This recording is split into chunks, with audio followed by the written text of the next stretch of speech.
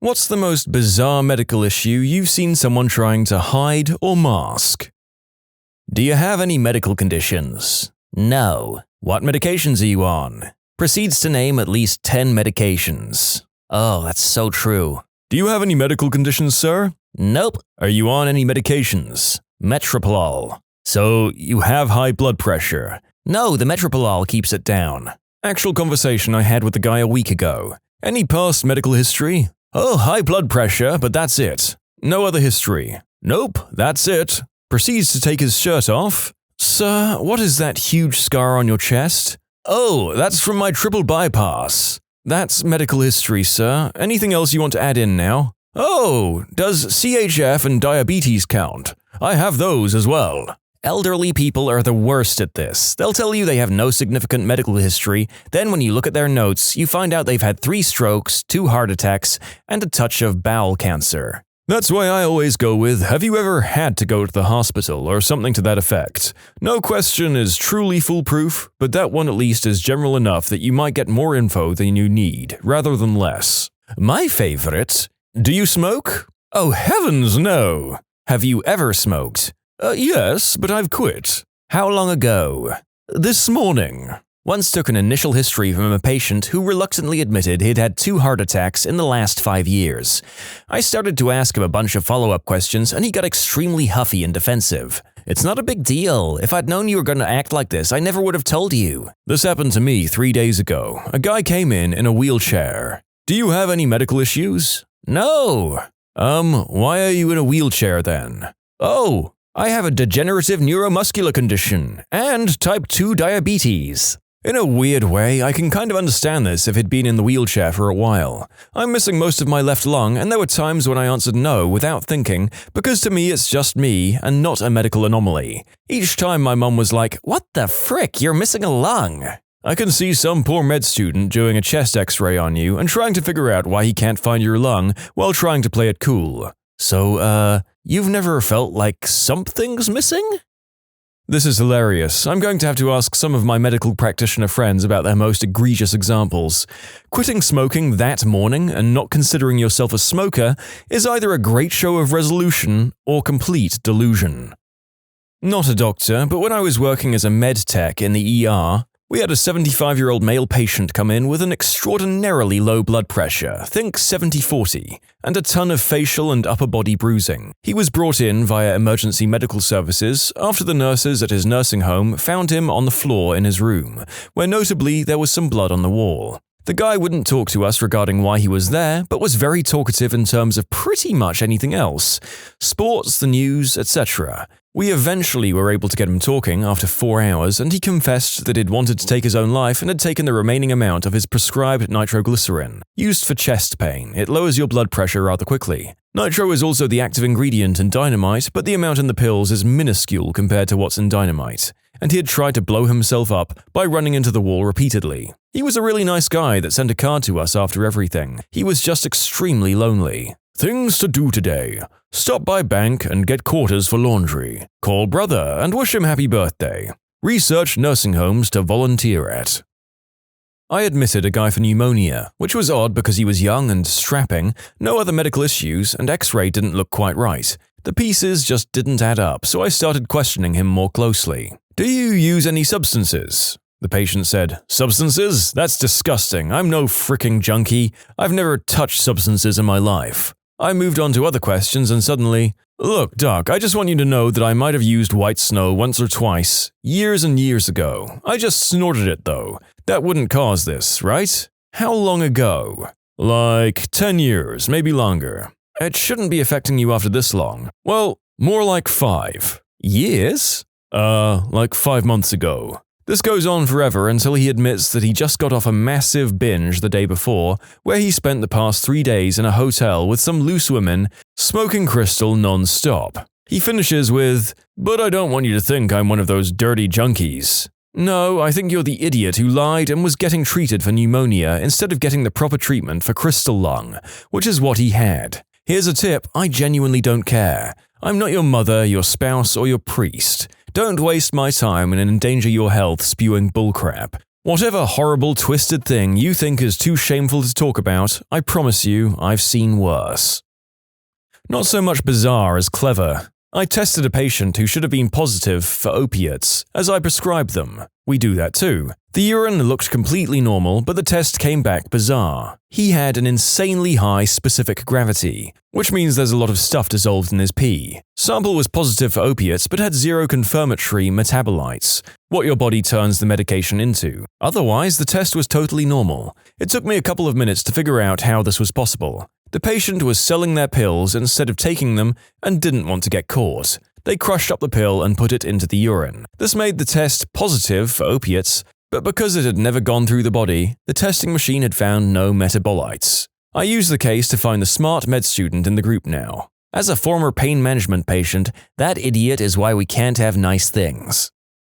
My aunt is a family doctor, so patients come to her with symptoms and she directs them towards a specialist based on her diagnosis. One day, an elderly husband and wife came into the office, and when asked why they'd come in, the wife responded, "His foot has been smelling for a while, and I finally convinced him to come and have it looked at." My aunt, not hard of smelling, concurred that his foot stunk. She asked him to remove his shoe and sock. When he removed his sock, the bone from his big toe fell out of his toe and onto the ground. Turned out he had a very bad case of gangrene that had eaten away the flesh of his toe. He knew something was wrong but was stubborn and didn't get it checked sooner. And my big toe hurts now after typing this. Had this happen to me too. A woman came in that was an IV substance user, and all her veins had collapsed, so she used her leg veins and got a massive infection in her leg. It was black when she came in. She had put up with the pain for 6 months. The leg was amputated, but she was kicked out after she was found up shooting up in the bathroom. Terribly sad. My mother, the medical professional of our family, had a 13-year-old girl who was 9 months pregnant, in the midst of labor, dilated to 10 centimeters, and crowning in the emergency triage, swearing until she was black and blue that she was a virgin and that nobody knew what they were talking about. Her mother stood on the sidelines causing a commotion, demanding a real doctor make an appearance. Let's just say when the twins made an appearance 10 minutes later, they were all singing a different tune. I don't understand why people keep denying the undeniable. If your doc tells you that you're about to give birth, insisting on never having done the deed and being a virgin is quite pointless. Not sure of this particular girl's situation, but it's very possible that she actually believed that to be true at the time. It's called pregnancy denial, and it's considered a mental illness, I guess. It's pretty rare though, so I'm inclined to think that adolescents just don't always have proper foresight and she was just trying to stay out of trouble, and so she stuck to her story. She could also live somewhere that doesn't provide proper education on the subject, as that's a risk factor in young teen pregnancy. Alternately, she could have also been under the influence of a substance or persuaded to get drunk and then was taken advantage of.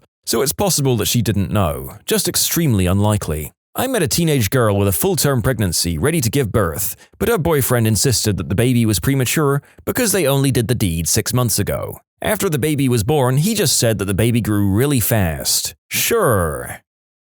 Might be better if he never finds out, to be honest. Also, this group of stories feels like it's going to be yet another jaw-dropping example of how nowhere near enough people trust advice from their medical practitioners. A 60-year-old female came in after falling asleep and rolling on a pincushion.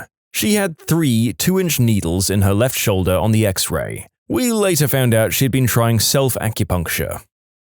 My cousin told me about a patient who complained about her teat falling off all the time. She said she'd tried to glue it back on or use skincare creams to have it stick to her chest. Turns out she had, not sure what stage anymore, probably pretty bad, invasive lobular carcinoma. From what I remember, the tumor got so big that the skin was stretched quite a bit. Somehow, that plus friction led to an open, not healing and oozing wound which extended to the outlet valve of her chest. Well, nobody there understood how she didn't go to a doctor or a hospital earlier. Keep in mind this happened in Germany. She had a job, health insurance, and everything. My cousin's teat fell off. She didn't have cancer, it was just a botched bosom job.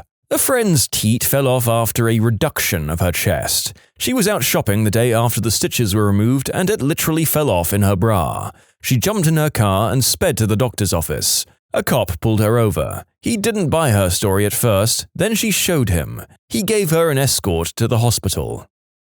Internal medicine ward outside of New York City. 55-year-old lady was mute in the ED. Noted poor historian, but severely constipated, severe abdominal pain, needed rectal disempation, and more than just an acute workup, so gets admitted reluctantly to surgery. Next morning on rounds, she's talking a mile a minute, full-on detail about her diet and symptoms and family. Afternoon, back to mute and back to abdominal pain and constipation. 2 more days, same pattern. The team is stumped. She is blown away that we can't figure out what's wrong with her, and we feel the same way. Labs, imaging, consult teams, all coming up empty. Strict ins and outs, strict dietary restrictions, everything we can think of. The janitor comes in by chance and he's teed off that he has to change the paper towels so many gosh darn times in this one room. Seems like the whole floor is stealing them from her. Sure enough, patient has been consuming about 2,500 paper towels every 24 hours. The psych team comes in for the obligatory consultation, and of course she's mute. How do we get her to talk? 1 paper towel at a time. I think some poor intern got a paper out of that case. Hope she's doing well somewhere. I'm surprised surgery didn't figure out where the paper towels were going before the janitor. You can submit your own stories to be featured here on the channel. The story submission link is in the description below. And if you want to listen to some vibey music in the background, check out easymode, also linked below, and subscribe. Nurse here. One time I had a patient come in with insane intestinal trauma. Had to have his colon stitched up. Said he was fishing and fell. His rectum just happened to fall perfectly on a fishing pole. Must have been a wild night to be fishing in the buff. 1,000,000 to 1 shot, doc. 1,000,000 to 1. Yes. Yep, undressed and fell on it injuries are an under-recognized problem. There should be a public health campaign about them. Too many people have gotten out of the shower, slipped and fell onto a box of cucumbers they kept in their bathroom. Not a nurse, but my mum works with nurses who have crazy stories. Here's 2 of them, both from ER nurses. A man came into the ER with a birthday candle in his wang. He'd stuck it in there to surprise his girlfriend on her birthday, but when he lit it, the melted candle wax stuck to him. And this is probably the weirdest one I've ever heard. An old woman came into the ER with a high fever, abdominal pain, dizziness, and a few other symptoms. She's showing signs of toxic shock syndrome, like when you leave a tampon in too long, so the doctor decides to check the woman to make sure nothing got stuck up there. Sure enough, she looks up there and half craps her pants when she sees 2 beady little eyes staring back at her. The doctor begins to pull it out, to which the old woman responds, "Put it back." Turns out the old woman, well past menopause, had gone to a bad witch doctor to get her help to get pregnant. The doctor's recommendation? Put a now dead turtle up there for a few days and she'd regain the ability to get pregnant. I don't think anything can outdo the turtle story, and I think I'm done reading these stories. Agreed. The story writer did good here. That turtle one will hurt me forever. I almost spewed at the turtle story. What in the name of Cthulhu? Agreed. Let's chalk another story onto the made the narrator contemplate his existence board. From a nurse friend. A guy came in with burns to his entire Johnson. He tried to say he got it by trying to shoplift a hot barbecue chicken from a deli down his pants. What he was really doing was doing the deed with the chicken. Not sure if this counts as hiding, but a patient we recently had tried to play off a rampant staph infection as just some leg swelling. Turns out that what he meant by that was that he'd had a horrible infection in and around his manly bits. Something known as Fournier's gangrene. Do yourself a favor and don't Google that. The swelling had gotten so bad that his eggplant had literally inverted. He later told us that he had to pee with a 5-gallon bucket held up to his crotch because he no longer had any idea where the pee was going to go. Since you're wondering, he went to emergency surgery within hours, which is likely to be the first of many surgeries. The only way to get rid of an infection like that is debridement in the OR plus a crap ton of antibiotics. Somehow this guy had no systemic signs of infection like fever or low blood pressure, etc., so thankfully he should pull through. Last I heard, he was likely to lose one of his testes, but I don't believe they were going to have to remove his whole Johnson. I know it's fun to talk about how gross this stuff is, but it's a very serious type of infection. This guy's life was definitely in danger, and thank goodness he didn't wait longer. I mean, I think I would have gone to the hospital long before I found out my eggplant could invert. I think mine just did invert reading this story. I've been sitting here for 5 minutes trying to find the ways to properly convey my horror. Oh my god, I don't even have a way. I'm just sitting here thinking, okay, they don't mean inverted, right? It's probably not what I'm imagining. Except I'm pretty sure it is what I'm imagining. I'm not sure I want you to confirm. You know what it looks like when a turtle retracts its head all the way into its neck skin? It was like that, but with pus. It's an image that will haunt me till my dying day. This only happened a couple of days ago, and I feel the need to share this heavy, disgusting burden. I'm a pharmacist, and a patient came up and asked me if there was gluten in white snow, because she has a gluten sensitivity. I suppose maybe someone, somewhere tried to cut white snow with flour. Still ridiculous, but I imagine she was quite serious. I actually have celiacs, and when I was in Amsterdam, I couldn't find gluten-free edibles. When I interned in the OB-GYN department, we had a lady sent to the ER due to bleeding in her hoo-ha. When she was examined, she had a massive tumor there, the size of a football, growing between her legs. Her husband was with her. Both said that it had just appeared and they had never noticed it before. There was absolutely no doubt that the thing had been growing for months. Sometimes, when in shock, people can be in denial of the most absurd things. I work in the lab, and the pathology department gets the foreign body items removed from a patient's body after surgery. Recent one was a chorizo sausage. Glad I wasn't there that day. A patient came in with chest pain, said they'd fallen and hit their chest on a table. X-ray was performed to evaluate for a rib fracture or a collapsed lung. The X-ray instead showed a long metallic foreign body in the left part of the chest within the heart. When questioned further, the patient admitted to lying and that they'd actually shot themselves in the chest with a nail gun. The wound wasn't bleeding, nor really noticeable. They were taken to the operating room and did quite well after open-heart surgery. Not a doctor, but an EMT. I had a guy who tried to tell us he fell while playing softball and hurt his ribs and arm. This was 10 o'clock at night. Came to find out he tried to screw his substance dealer out of some money, and the guy chased him down with a bat and beat him with it. So I guess he was kind of playing softball. Now that is breathtaking. Disguising your vicious beating as a trip and fell scenario is a bold move. Repeatedly falling onto the same bat all over your body is an incredible feat of clumsiness.